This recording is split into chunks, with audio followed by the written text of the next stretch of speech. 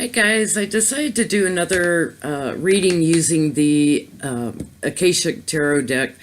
The Akashic records, for those who aren't familiar with it, it's in the etheric. Although there have been different psychics, such as Edgar Casey, who claimed that some of the records in the Akashic records were kept in Atlantis, as well as under the Sphinx paw, if you've ever read any of Edgar Casey's work. But the records are basically energy, and it's all wisdom, all knowledge, all knowing. It's information on past lives, on future potential, future lives. I personally believe that our lives are all kind of happening at the same time. Going back to the space-time continuum, I guess. But anyway, oh, Luna's howling here. Let me pause a minute. Sorry about that. Luna's my 17-year-old cat who has thyroid issues, and she's very frail now. And she was trying to jump up onto the back of the chair, which she's too frail to be jumping up on anything too high.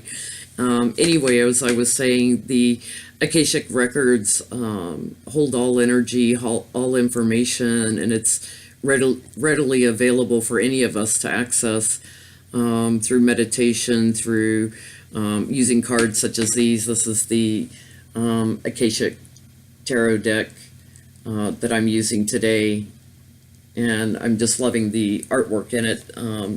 Some of it doesn't show up too well on screen, but beautiful cards. So I've pulled 4 cards, so we'll look at those 4 cards as well as the bottom of the deck. The first card that came up is the Buddha Prepares. And the Buddha Prepares is about going within, seeking your divine energies within, resting. There are all these people in the background who are waiting for the Buddha to speak, but he's not going to speak until he's ready. He's completely gone within. He's in his internal landscape, communicating with the divine energies, and all the, he's not even aware consciously of these people out here waiting for him to speak. He will speak when he's ready.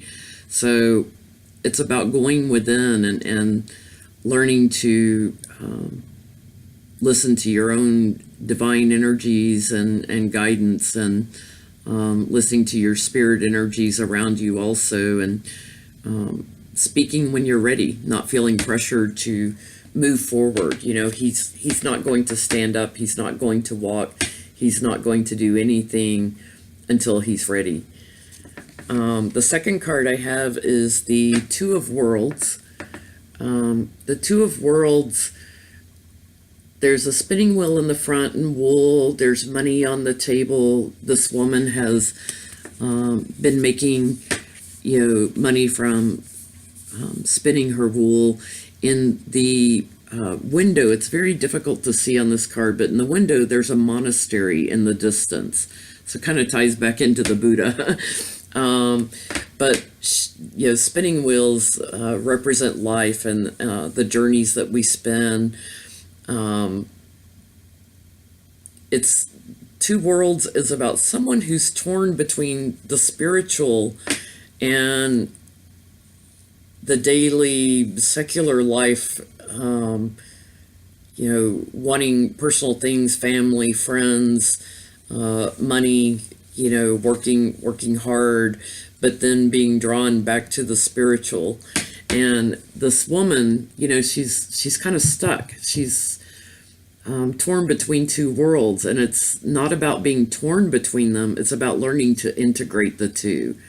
So going within as the Buddha first, getting your divine energies aligned, and finding your own inner truth, and then learning to bring that into your life, everyday life, and standing, firm in your truths, speaking from your heart, speaking from your truth, and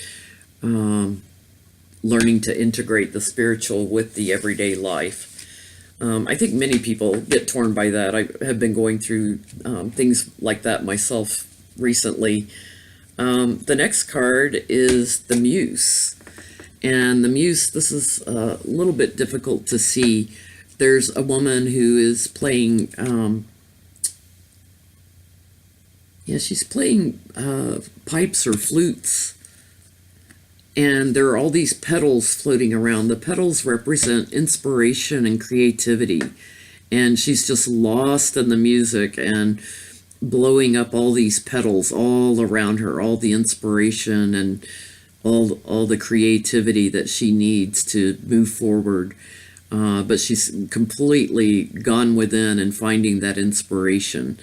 So if you're feeling stuck between two worlds where you're trying to integrate the spiritual with, the everyday life, going in and finding the inspiration, finding what moves you, what motivates you,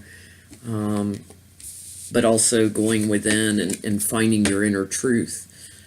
It all ties together. And then the last card is called the Bird's Nest. It's the Three of Forces. Forces are energy, and the bird has built this nest for the little baby birds that are here. The Bird's Nest card is about expansion. Whether it's your family getting ready to expand, your business, you're in a new relationship and it's getting ready to expand, or your spiritual life, whatever you're trying to expand or feeling driven to expand. It's about paying attention to the details as you build the nest, building the foundation, getting ready, building, insecure trees on secure branches and things. So basically, it's about going within, finding your inner truth, finding your own divine energies, building up those energies so that you have the energy to pursue the expansion that's coming. A lot of times I think we feel very, very tired and worn out, and the Buddha card represents going within and finding that energy that will help you to manifest what it is you're trying to do. Integrating the two worlds, learning to integrate as you're expanding your spiritual side, as well as, making sure that, you've got the money to live on and you're still able to work, in the everyday world, and finding those things that give you inspiration and get your creativity going. All of those things help you get ready for that expansion. The last card I want to look at what's on the bottom of the deck, and it's called the Seven of Scrolls, Intricacies and Industry.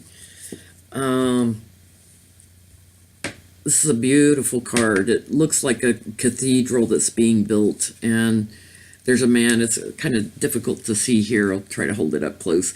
There's a man here, a mason, who is building this cathedral, and he's got tools there where he's checking to make sure everything's level and plumb in the building, but it's an ancient cathedral.